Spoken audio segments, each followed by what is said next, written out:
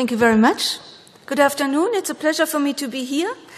And we move on from the large vessel vasculitis to the small vessel vasculitis. Why I sneaked in here next to Wegener's disease and Church-Strauss, a picture from Amsterdam, I will tell you at the end again. So pulmonary vasculitis is a diverse group of limited and systemic disorders associated with inflammation of pulmonary vessels. There are some distinct clinical, serological, histopathological, and radiological features. However, many of them are nonspecific, and there are many overlap syndromes, which making the diagnosis of vasculitis a real multidisciplinary challenge. I also have to go back to the very nice review in radiographics published by Eva Castaneda, and I show you here this image. And we will focus now in my talk on these diseases, Wegener's granulomatosis, Church-Strauss syndrome, and microscopic cholangitis, which affects the medium-sized and small-sized arteries, but not only the artery side, but also the capillaries and the venous side. The clinical presentation of these patients suggested for pulmonary vasculitis include diffuse pulmonary hemorrhage, some renal disease, sinusitis, some neurological and some skin symptoms.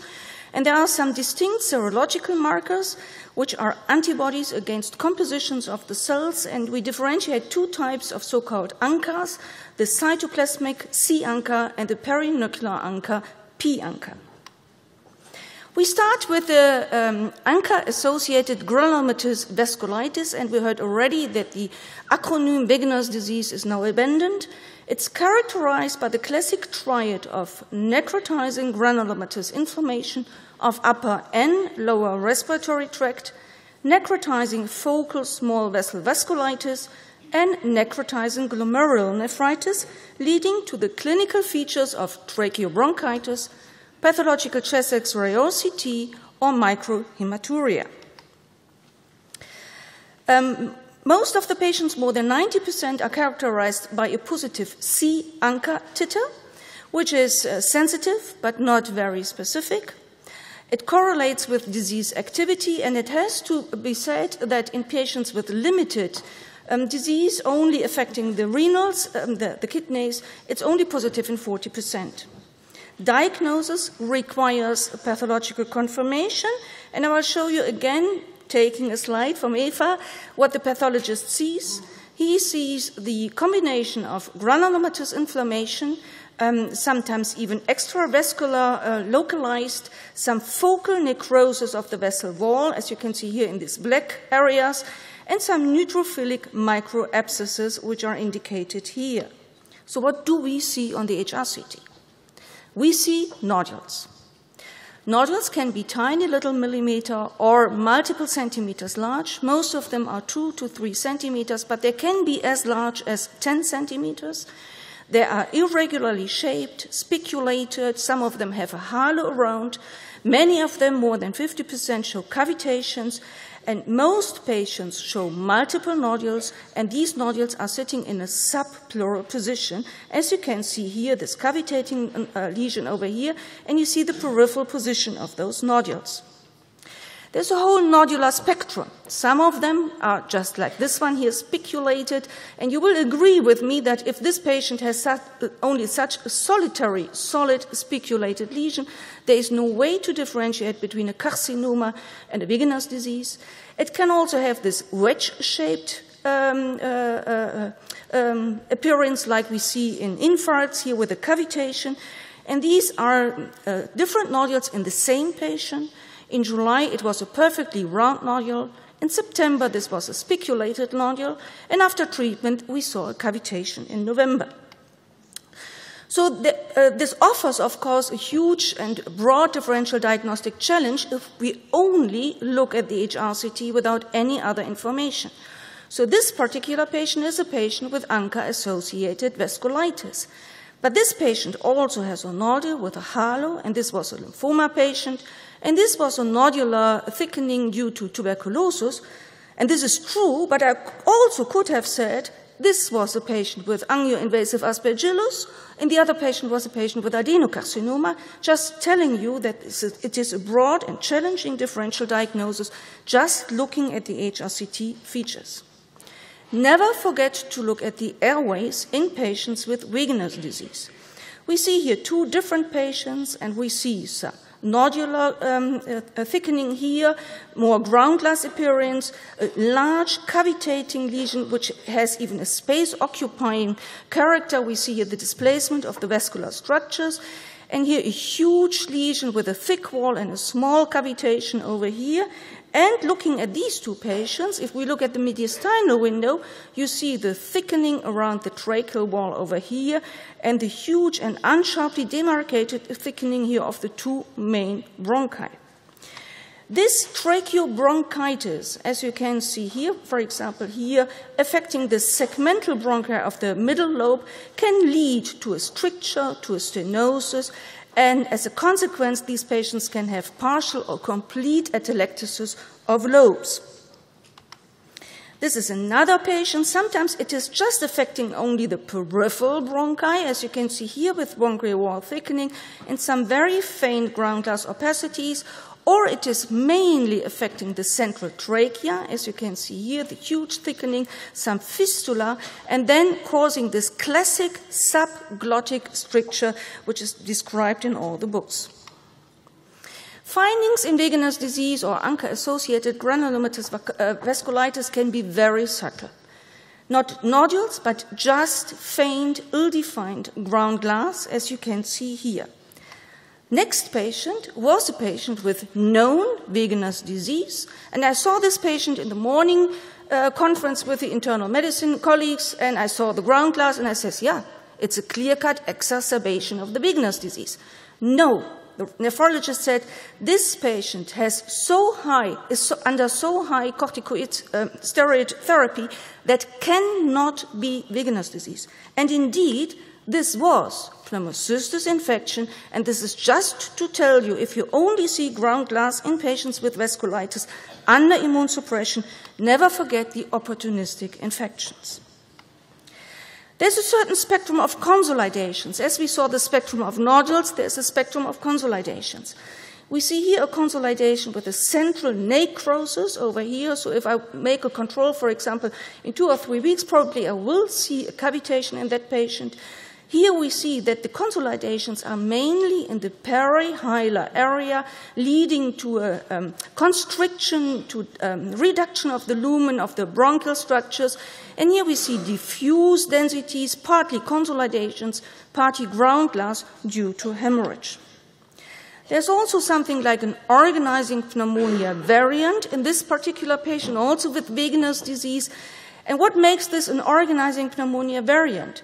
We see some ground glass, sharply demarcated by the interlobular septa, as you can see here, and mainly at the base of the lung we see some consolidations, also sharply demarcated, following the bronchovascular structures, as you can see here, and some lobular sparing, making the diagnosis that the underlying features is organizing pneumonia quite likely. We heard already, or we saw already, some examples of diffuse alveolar hemorrhage. As you can see here, it's a mix of consolidations, some ground glass in a patchy distribution. And it has to be stated that diffuse alveolar hemorrhage, especially if it is as extended as here, is a life-threatening manifestation, and those patients require immediate aggressive immunosuppressive therapy. We move on. We move on later. This is just a summary of the ANCA-associated granulomatous vasculitis, what we want to see or what we can expect to see in an HRCT. We are looking for irregular nodules, tiny little or as large as 10 centimeter, most of them in multiple distribution, bilaterally, subpleural distribution, and with cavitations. We can see ground glass and consolidations, especially in patients with hemorrhage, and those patients do not have obligatory hemoptysis, even if they have extensive hemorrhage in their lung. We never forget to look at the tracheobronchial system and look for stenosis, for strictures, but not only in the trachea, but also in the periphery. And these patients also can have lymphadenopathy and or pleural effusion. Now we move on to the next small vessel disease, Church-Strauss, also described as allergic granulomatous meningitis. It is characterized by asthmatic bronchitis, peripheral eosinophilia, and necrotizing small and medium-sized vasculitis. And very typical, these different symptoms occur in phases in that particular disease. Patients with Church-Strauss have a different clinical presentation as patients with Wegener's disease. They are usually younger, peripheral nerve involvement is much more frequent, and on the other hand, pulmonary hemorrhage and renal affection is less common. In up to 45%, these patients develop cardiac involvement, and that is actually the limiting part of the disease because they can really suffer from cardiac insufficiency. And I mentioned it already. There are certain phases, 3 phases. The so-called prodromal phase, then there is an eosinophilic phase. Both can actually go on for years. And only the last phase is the potentially lethal phase, is the most dangerous phase, is the so-called vasculitic phase. The diagnosis is based on biopsy, plus that 4 of 6 features have to be fulfilled, and these 6 features are in blue: asthma, pansinusitis, pulmonary infiltrates, peripheral eosinophilia, neurological symptoms, and eosinophilia in the bronchoalveolar lavage. So a good question to the clinician is always, if Church-Strauss is in the differential diagnosis, to ask for features of asthma, to ask for features of sinusitis, and whether the patient has a peripheral eosinophilia. What do we see, or just the underlying histology? This is the normal secondary pulmonary lobule. And then first we see that the bronchi are affected. We see that around the bronchi here in the center of the secondary lobule there are neutrophilic and eosinophilic infiltrations, or there is septal thickening also due to eosinophilic infiltrates. The next phase is that not only the bronchioli are affected, but also the vessels. And we see all over the place, also in the parenchyma, also in the alveolar walls, and in the alveolar itself, in the space itself, eosinophilic and granulomatous inflammation, leading to, again, the composition of granulomatous disease with necrosis and thrombosis as indicated here. So this one is more or less the first phase, the prodromal phase, and here we are looking on the HRCT for features and changes in the airways around the bronchioli and bronchi. And this is the vasculitic phase. And then we look for alveolar disease and we look for consolidations and ground glass. And now I show you images. Here we see very faint, more nodular ground glass. We see the bronchial wall thickening, and here even more extensively, the bronchial wall thickening, the narrowing of the lumen, and almost the infiltrations around. And these are very frequent features in patients with Church-Strauss syndrome. Again, if we just have these images and no clinical information, of course, there is a broad differential diagnosis to look at. So here, all 3 patients have some bronchocentric, tiny little infiltrates, bronchial wall thickening. Some of them more ground glass, some of them more dense and sharply defined.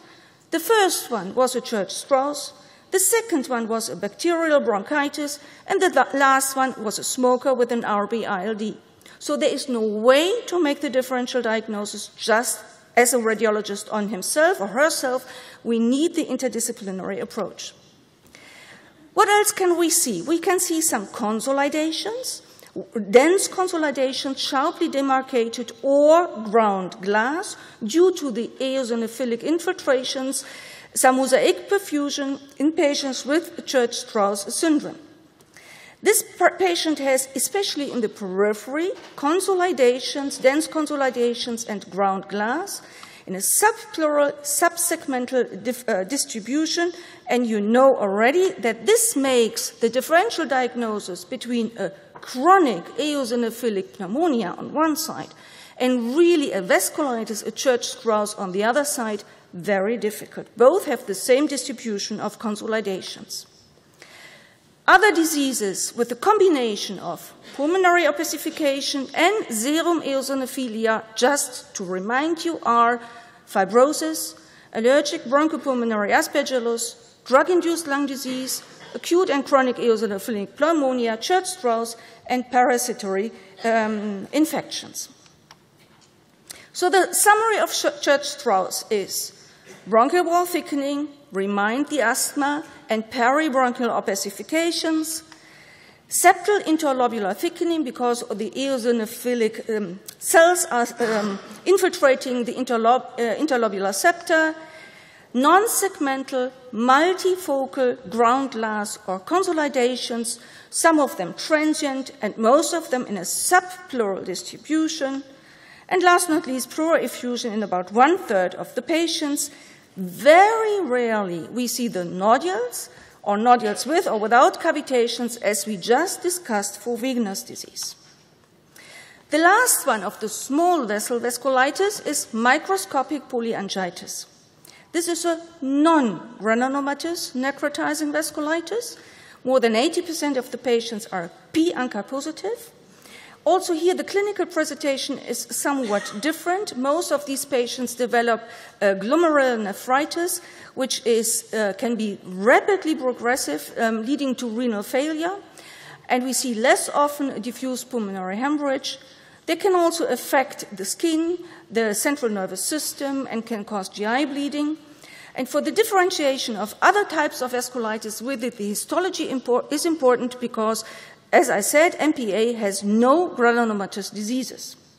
There is a so-called intermediate or inactive phase, and this is characterized by diffuse angiocentric ground glass nodulae, and I show you here a picture, again taken from the literature.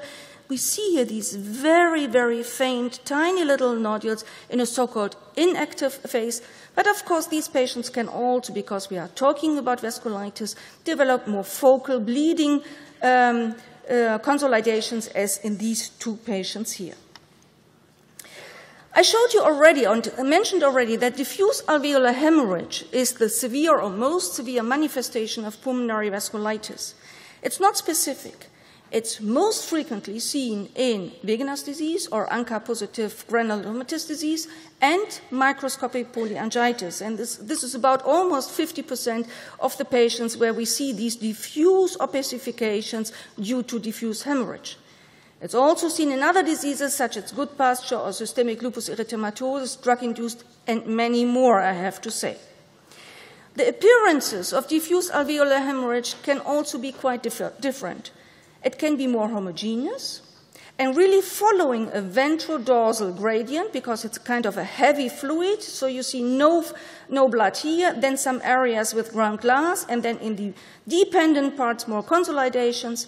But it can also be much more patchy.